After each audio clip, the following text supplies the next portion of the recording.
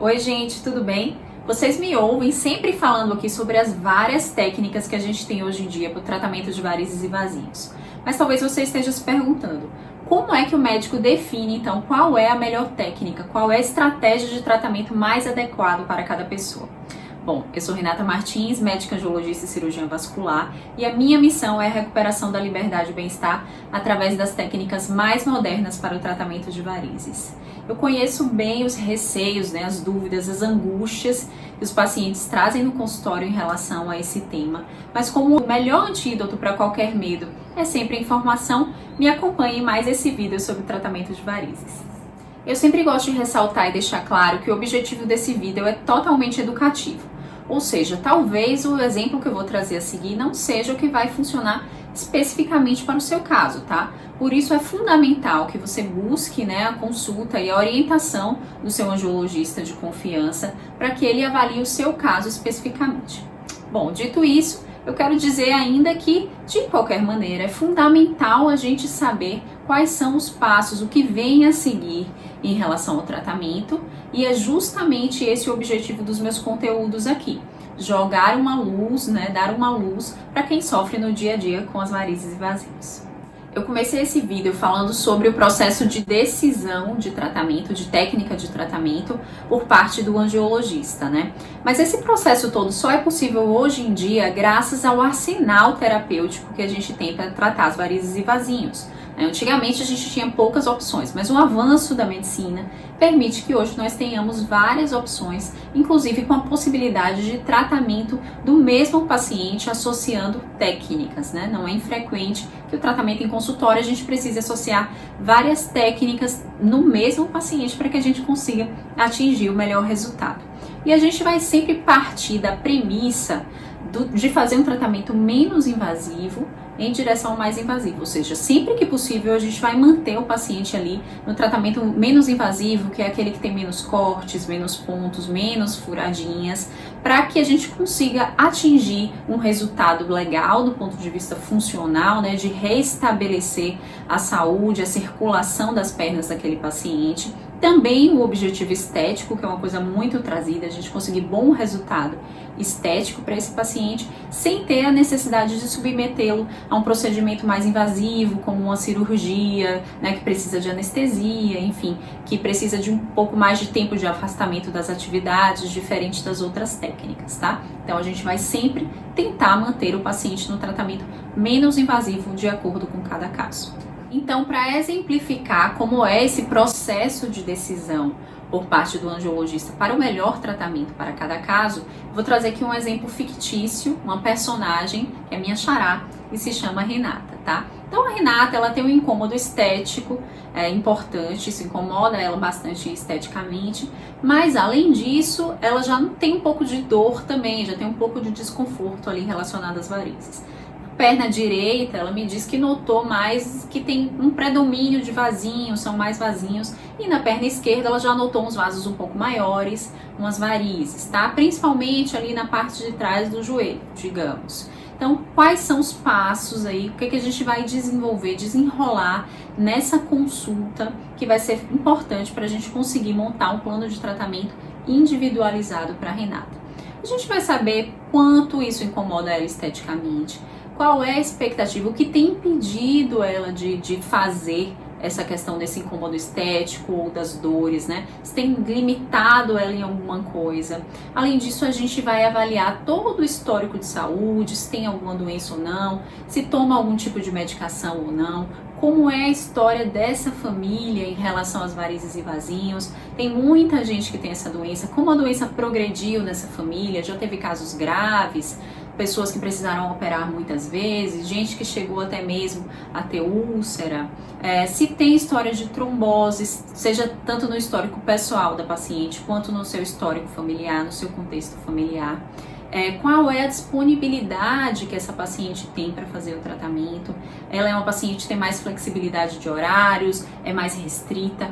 Quais são as características de pele? É uma paciente que tem mais tendência a manchas escuras ou tem mais tendência a manchas claras, por exemplo, já fez um laser para depilação, por exemplo, e ficou com manchas clarinhas, tem vitiligo, tem algum problema de pele? Enfim, a gente vai somar todas essas informações, uma consulta bem ampla, bem completa, para conhecer um pouco mais ali da Renata. Passado por essa fase da consulta, a gente vai fazer um mapeamento das veias superficiais que estão doentes na Renata, tá? Então a gente vai usar tanto a parte do olho mesmo, né, para avaliar essas varizes, quanto também o auxílio de aparelhos, que são o fleboscópio e o GPS vascular, que é aquela luz verde aqui que eu sempre trago para vocês. Montar todo o desenho dessas veias que estão adoecidas na Renata. Olha ali, olha, nesse lugar aqui que você tem vasinhos, eles estão um pouco mais isolados. Já nesse outro lugar aqui, eles estão associados a essa veia um pouco maior, que a gente não estava conseguindo ver olho nu, mas que o aparelho mostrou, enfim. E aí, área por área, vai sendo ali mapeado, para que a gente tenha uma noção do que vai ser feito em cada lugar. Próximo passo, então, depois desse mapeamento das veias superficiais, é o mapeamento das veias profundas. O mapeamento das veias profundas, ele é feito com o Doppler, que é um exame que todo mundo conhece e que é fundamental para quem vai fazer o tratamento de varizes e vasinhos, porque ele mostra pra gente o que a gente não consegue ver de jeito nenhum no olho nu, que são justamente as veias mais profundas, as safenas, as veias que ficam lá dentro da musculatura, as veias que saem de dentro da musculatura e às vezes estão alimentando ali os vasinhos. Então ele é fundamental também para a gente conseguir montar uma estratégia adequada. Para vocês terem noção, mais ou menos 50% dos pacientes que só queixam dos vasinhos têm comprometimento de safena.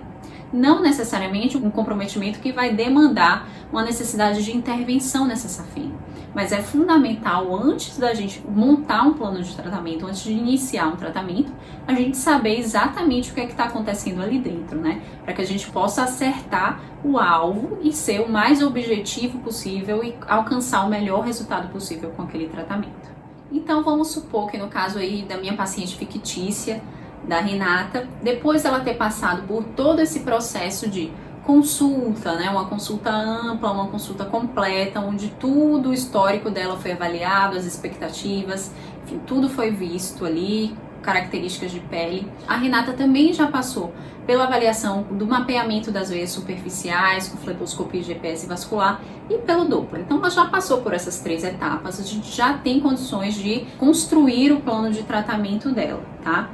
Esse plano de tratamento, o que acaba acontecendo assim na imensa maioria dos casos? A gente consegue sim manter o paciente naquela faixa de tratamento menos invasivo, né, que eu falei no início do vídeo, ou seja, a gente consegue sim tratar mais de 90% dos pacientes sem a necessidade de cirurgia. Aí vamos supor que a perna esquerda da Renata, que tem já aquelas veias um pouco mais calibrosas, como eu falei, a gente vai optar pelo tratamento de associação de laser com a espuma, né? Justamente porque as veias já estão um pouco maiores, a gente vai precisar associar ali a espuma ao laser e deixar o parâmetro do laser ajustado para veias um pouco mais profundas. Enquanto na perna direita, que predominavam os vasinhos, a gente opta então por tratamento com laser mais a escleroterapia convencional, que são as aplicações que todo mundo conhece. Ou seja, o que é que vocês podem deduzir disso? Que a mesma paciente, que no caso aqui fictício é Renata, ela pode ter técnicas diferentes para servir ao caso dela, né? Para aumentar a eficácia do tratamento do caso dela. Numa perna esquerda, a gente fazer espuma e laser, por exemplo, e na perna direita, fazer escleroterapia convencional e laser, tá? Então, a mesma paciente pode ter associação de técnicas diferentes e isso é muito importante. Sobre esse tema do tratamento, algumas perguntas são muito frequentes. Uma delas é a seguinte: tá, doutora, e como é que eu vou saber qual é o caso que de fato vai precisar de cirurgia? Será que meu caso precisa de cirurgia? Quando é que isso acontece? De maneira geral, gente, existem 3 condições para a gente pensar em cirurgia, sendo que as 2 primeiras são as mais frequentes. Uma paciente que tem uma quantidade já grande de varizes calibrosas em grande quantidade, que está ali com aquela doença já há muito tempo, que aí a gente pode optar pelo tratamento cirúrgico, justamente para conseguir mais rapidamente resolver o problema dessa paciente, embora isso não seja uma indicação absoluta, quer dizer, a gente ressalta que a paciente tem a opção sim de tratar em consultório, mas é importante que ela saiba que vai ser um tratamento bastante longo, que ela vai precisar ir algumas vezes, enfim, que provavelmente vai ser um tratamento que vai exigir um investimento maior, justamente porque vai precisar, né, de ser bastante longo. Outra questão, que é a segunda questão para indicação do tratamento cirúrgico, é a questão da comodidade financeira para o paciente, porque os convênios só cobrem o tratamento cirúrgico convencional. Não cobrem laser, não cobrem espuma, não cobrem escleroterapia. Então, essa parte do tratamento, como o convênio não cobre, às vezes o paciente está ali numa condição financeira naquele determinado momento, que para ele o mais adequado é fazer a cirurgia sendo coberta pelo convênio, tá? E o terceiro ponto é que sim, alguns vasinhos, algumas varizes, a gente pode acabar optando por uma questão técnica, seja de localização, de menor risco de pigmentação na retirada, a gente pode acabar optando sim pelo tratamento cirúrgico, mas isso é mais uma questão de exceção, tá? Basicamente, a decisão da cirurgia vai ser relacionada à quantidade, ao calibre dos vasos que o paciente já tem, ou também a questão do convênio, certo? Da cirurgia convencional. Uma outra pergunta é em relação à contraindicação para o laser. Existe alguma circunstância em que a gente não pode fazer laser? Bom, existem algumas coisas aqui que a gente recomenda, não existe uma contraindicação absoluta, mas existem alguns pacientes especificamente que a gente recomenda que aguarde um pouco mais para fazer o tratamento. São os pacientes que estão com a pele bronzeada, né? Porque a pele queimada ali, ela vai aumentar a atração do laser, do calor que o laser traz e pode acabar levando a uma queimadura.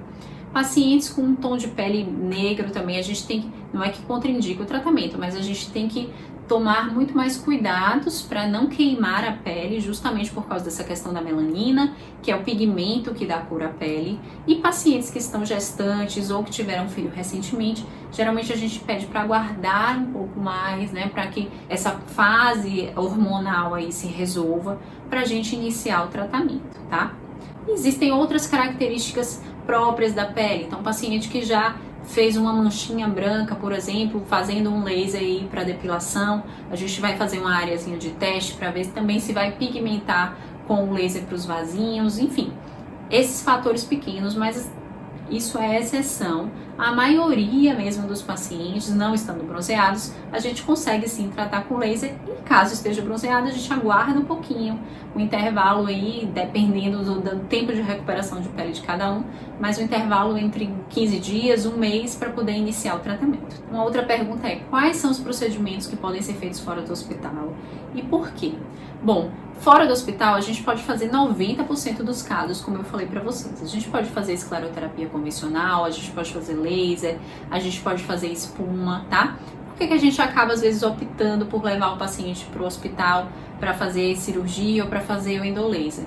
Porque é necessário que o paciente passe por um processo de anestesia. Então, é preciso que tenha um outro médico ali que vai estar monitorando o paciente, que é o anestesista. Então, para a cirurgia convencional e para o endolaser, que é o laser que vai por dentro da safena, justamente por terem um tempo um pouco maior de procedimento e tudo, para o paciente não sentir desconforto, a gente algumas vezes precisa dessa equipe de anestesia e acaba precisando levar o paciente para o hospital.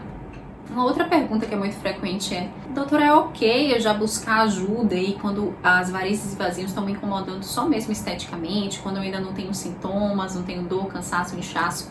A gente já conversou sobre isso aqui antes, sobre a importância de não deslegitimar esse incômodo estético por parte das pacientes.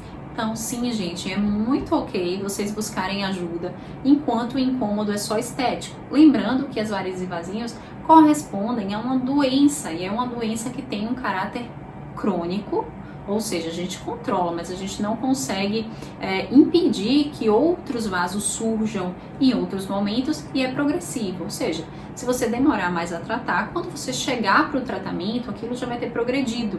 Então você vai precisar realmente de um tratamento maior, tá?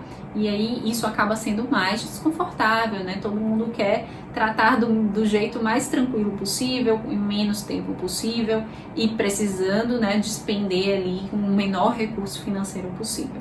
Então é completamente legítimo buscar ajuda enquanto aquilo está te incomodando só esteticamente. Além disso, como eu já falei anteriormente, quanto mais a gente demora, se chegar ao ponto de realmente ter varizes em grande quantidade, em grande calibre, acaba aumentando a chance do paciente precisar de uma cirurgia, que é justamente o que a gente quer evitar aqui, tá certo?